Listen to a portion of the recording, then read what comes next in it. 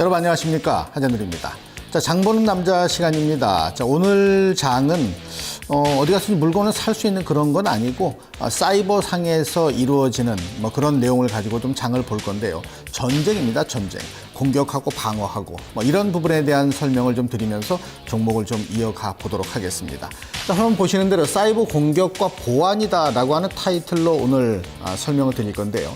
최근 들어서 이런 얘기가 뉴스의 헤드라인을 장식할 정도로 상당히 많이 나오고 있습니다. 특정 정부 기관 쪽에 자료가 공개돼서 뭐 사이버 공격을 받았다, 뭐 이런 것들이 계속 언급되고 있죠. 뭐 이건 하루 이틀 얘기는 아닙니다. 은행이 공격을 당해서 은행에 있는 개인 정보가 노출되고 또 개인 자산이 밖으로 빠져나가는 경우도 생기고, 우리가 흔히 쓰는 모바일 휴대폰의 통신사도 또 해킹돼서 뭐 그런 것들로 인해서 개인 정보가 새나가고, 이게 다 이런 얘기죠. 뭐 이런 게 왜 이렇게 많이 나오느냐? 결론만 놓고 보면 돈이 되니까. 그리고 뭔가 자기가 그걸로 인해서 득을 취할 수 있으니까 그런 게 생기겠죠. 그래서 이런 거는 우리 그 일상생활뿐 아니라 군대에서도 마찬가지고 나라와 나라 사이에서도 마찬가지예요. 우리 군대에도 내년 1월에 합참해서 사이버 작전과를 신설한다. 지금 사이버 사령부가 있죠. 그 안에 이제 작전과를 다시 만들어서 그런 것에 적극적인 대응을 하겠다, 이런 의도인데, 이게 최근 들어서 그 북한이 어디 뭐 소니를 해킹했다, 뭐 이런 그 얘기를 하면서 또 그렇게 이제 언급이 되면서 북한의 웹사이트들도 뭐 상당히 좀 공격을 받았는지 어쨌는지 단절됐다라는 그런 그 얘기로 나오고 있는데, 이런 것들이 결국은 지금은 뭐 총대고 싸우는 것이 아니라 이런 그 사이버 상에서 헤게모니를 잡는 쪽에 상당히 의미 있다라는 걸 이런 쪽에서는 확인을 해볼 수 있는데요. 해킹이라고 하는 거, 거기에 관련된 해커라고 하는 것도 있고, 뭐 크래커라는 이름도 부르고, 뭐 이렇게 여러 가지 이름으로 부르고 있습니다만, 이 해킹이라는 것에 대해서 용어, 정의부터 좀 정확히 아셔야 되는데, 보안 시스템하고 연결되어 있기 때문에 해킹이라는 건 뭐 뗄래야 뗄 수가 없기 때문에 그러한 부분이 중요한데요. 요 용어 정의를 좀 잘 알아두셔야 돼요. 해커, 이 중에서 화이트 해커, 블랙 해커 있고 뭐 그레이 해커로 나눠집니다. 어떤 내용인지 잠깐 좀 보시죠. 자, 해커 보시면은 해커라고 하는 것 자체는 나쁜 의미는 아니에요. 해커만 놓고 보면 컴퓨터를 잘해서, 아주 잘해서 남보다 뛰어난 실력을 가지고 있는 사람을 칭하는 건데, 요걸 조금 세분화하게 되면 화이트하고 블랙으로 나누는데, 화이트는 좋다라고 하는 의미고 블랙은 나쁘다라는 의미로 이해를 하시면 됩니다. 화이트 해커는 공격을 막아주는, 블랙 해커는 공격해서 뭔가 나쁜 짓을 하기 위한 방편으로 그걸 활용하는 뭐 이런 사람이 되겠죠. 근데 블랙 해커라는 것은 크래커라고 하는 이름으로도 불립니다. 크래커라는 이름도. 그러니까 블랙 또 화이트 뭐 이렇게 나눴을 때 블랙 해커 이코르 크래커, 이렇게 보시면 되는데, 모든 것에 다 마찬가지로 여기도 아니고 저기도 아니고, 낮에는 새고 밤에는 뭐고, 이런 뭐 박쥐 같은 그런 게 있죠. 요 그레이 해커, 이런 것도 있습니다만은, 우리가 지금 중요하게 보는 문제거리는 바로 이 블랙 해커, 크래커다라고 보시면 되겠고요. 왜 이런 것들이 많이 언급되면서 시장에서 뉴스화되고 또 그게 경제적인 타격을 입히느냐면, 뭐 이런 것들은 설명을 길게 드릴 시간은 없지만, 이게 어느 정도 중요하냐면요. 이게 내년도 소득 수준 상위 직업으로 상승할 수 있는 직업인데, 1위가 뭐냐면 컴퓨터 보안 전문가예요. 2등이 누구냐면 기업 고위 임원. 뭐 삼성그룹의 전무이사가 되기 위해선 한 0.2%, 뭐 이 정도의 확률밖에 없다라고 하는, 그것보다도 높다는 거죠. 앞으로 분명히 이쪽 시장이 더 커질 수밖에 없다.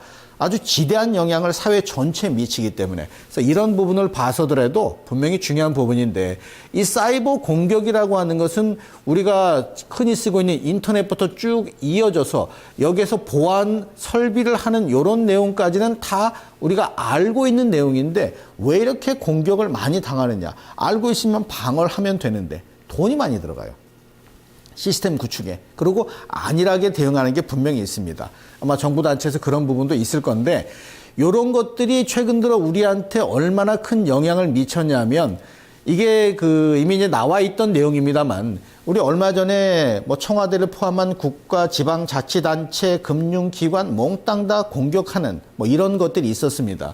이런 내용을 보면은 이런 공격된 부분으로 인해서 여기가 디도스 공격으로 청와대든 국회든 국방부든 뭐 어떤 은행이든 공격을 당하게 되면 그건 바로 우리 직접 생활에 영향을 미칩니다. 엄청 불편해져요. 그래서 이 사이버 공격이라는 건 무조건 막아야 될 수 있는 상황인데, 그렇기 때문에 아까 처음에도 말씀을 잠깐 드렸습니다만 정부 기관에서도 사이버 공격 대비 모의 훈련을 합니다. 우리 예전에 뭐 민방위 훈련 매달 했고 요새는 좀 텀을 두고 합니다만, 그거는 공격에 대해서 우리가 방어하는 게 아니라 최소한의 피해를 줄이기 위해서 하는 거잖아요. 이것도 역시 마찬가지로 피해를 줄이고 또 피해를 안 받기 위해서 사이버 공격, 전쟁이라고 표현했잖아요. 사이버 공격에 대한 것도 모의 훈련을 통해서 좀 비껴가려는 그런 노력을, 이거는 민간단체, 여기는 국가기관에서도 가장 중요한 국방 관련된 부분, 군대에서도 한다는 얘기죠. 해킹 방어 대회를. 실제 이런 것도 있습니다. 사이버 공격 시나리오 공모전이라고 해갖고, 우리가 뭐 드라마 공모, 뭐 수필 공모, 이런 공모 많이 했잖아요. 뭐 지금도 하고 있습니다만. 지금은 사이버 공격 시나리오를 공모를 합니다. 이렇게 해서 공격을 할 거다. 그러면 그걸 알게 되면 방어를 할 수 있겠죠. 이런 게 나올 정도로 지금 사이버 시장에서 해커들의 공격에 따른 부분에서 피해를 안 입기 위해서 상당히 노력하고 있는 것이 현실적인 부분이다라고 볼 수 있는데, 요거는 무슨 표냐면요. 2013년에 가장 많이 기록된 유출 데이터 도용 사건 1등이 뭐냐? 금전적인, 금융, 경제적인 손실, 개인이 됐건 기관이 됐건 국가가 됐건 가장 많이 손해를 본 게 금전적인 손실입니다. 뭐 이런 금전적인 손실을 가지고 보는데, 우리 주변에 보면 대개 이제 다 PC 하나씩 있잖아요. 데스크탑이 됐든 노트북이 됐든. 여기 작동하고 있는 오퍼레이팅 시스템 OS가 대부분 윈도우입니다. 근데 윈도우가 더 이상 서비스를 하지 않게 되면서 그게 보안에 노출돼 있다. 아마 이런 부분들도 많이 뉴스를 통해서 보셨을 겁니다. 그런 것들도 결국은 개인 피해가 아직은 크게 확대 안 됐더라도 만약에 디도스 공격이 계속된다면 뭐 그런 것들이 소위 뭐 좀비 PC가 되면서 영향을 받잖아요. 그래서 이렇게 우리 생활에 밀접한 거기 때문에 이 사이버 공격과 관련돼서 어떤 모멘텀이 형성되는 게 예전처럼 주가를 급등시키지는 않을지 모르지만, 계속해서 작은 디도스 공격이 아니라 아주 전체적인 공격이 집중화되면은 이런 사이버 관련된 사이버 테러 관련돼서 연결돼 있는 종목들은 분명히 시장에서 반등 내지는 상승을 보이는 경우를 이제 많이 경험할 가능성이 큽니다. 그래서 평소에는 안 보더라도 적어도 이런 것들이 강력한 이슈화가 된다면 그런 종목들에 대해서도 상당한 관심을 분명히 기울일 필요가 있다는 거죠. 예를 들어 사이버 공격과 최근 관련돼 있는 얘기가 나오면서, 여기 그 파란색은 늘 말씀드리지만 코스피 200 지수예요. 요 위에 빨간색은 정보 보안 시스템 관련된 종목들이고, 분명히 모양새가 다르죠. 지수가 눌리고 있는데 얘는 위로 앞질러서 올라간단 말이에요. 자, 왜 그러느냐? 당장 보안 시스템이 돈벌이가 되는 건 아닙니다. 사이버 공격했으니까 내일부터 보안 시스템 업체들이 돈을 많이 번다. 이건 절대 아니죠.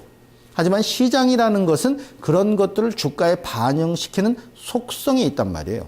그렇기 때문에 거기에 맞춰서 보게 되면은 이런 종목군들로 시장에서 내가 수익을 챙길 기회, 어떻게 보면 조금 뭐 정석적인 부분은 아니겠죠. 시장은, 나라는, 아니면 기업은, 국민은 어떤 디도스 공격으로 인해서 상당히 난감해하고 있는 상황일 수도 있는데, 그거를 또 증권시장에선 수익과 연결시키는, 어떻게 보면 조금 냉정한 측면이 있습니다만 모든 것이 마찬가지죠. AI가 나와도 마찬가지 아니겠습니까? AI는 뭐 농촌 쪽에는 상당히 어려운 상황으로 끌어가는데 그 증권시장에서는 재료로 삼고 있기 때문에 뭐 그런 내용까지 연결시켜서 본다면 이러한 모습에서도 분명히 수익과 연결되는데 종목이 상당히 많이 있어요. 정보 보안업체라는 종목이 있잖아요. 이런 종목들 중에서 어제도 말씀드렸지만 평소에 거래 없는 종목은 이거는 아닙니다. 왜냐하면 정상화됐을 때 내가 팔 기회, 환금성이 확 떨어져 버려요. 그래서 그런 부분을 비껴나시면서 종목을 보시면 되는데, 요 안랩이라고 하는 종목 있죠? 익히 알고 있는 주가 움직임이 강하지는 못합니다. 탄력적이지는 못해요. 근데 그 움직임에 의해서 장중 변동폭, 화면 보시면 윗골이 많이 달렸죠. 그런 것들이 내가 수익을 낼 기회를 줄 수 있는 여백의 공간이다. 이렇게 생각하시면 되는데 오히려 이스소프트 같은 경우는 주가가 엄청나게 급등하는 상황을 보입니다. 그래서 결국 종목 안에서도 평소에 거래가 좀 되던 종목, 이렇게 거래가 안 됐을 때는 모멘텀이 나와도 비껴 가시는데 이 정도의 거래가 수반되면서 그러한 모멘텀이 나온다면 시장에서 환금성이 빨라질 수 있기 때문에 이런 종목의 선호도는 상대적으로 높아지게 돼 있습니다. 그래서 오늘 말씀드린 이 사이버에 관련된, 사이버 전쟁과 관련된 부분은 반복해서 나올 수가 있습니다. 반복해서 나온다는 얘기는 여러분들이 그런 기회를 잡을 확률도 그만큼 높아진다는 거죠. 관심 있게 잘 지켜보시기 바라겠습니다. 자, 오늘 장은 여기서 마무리하도록 하겠습니다. 다음 주에 다시 뵙겠습니다. 감사합니다.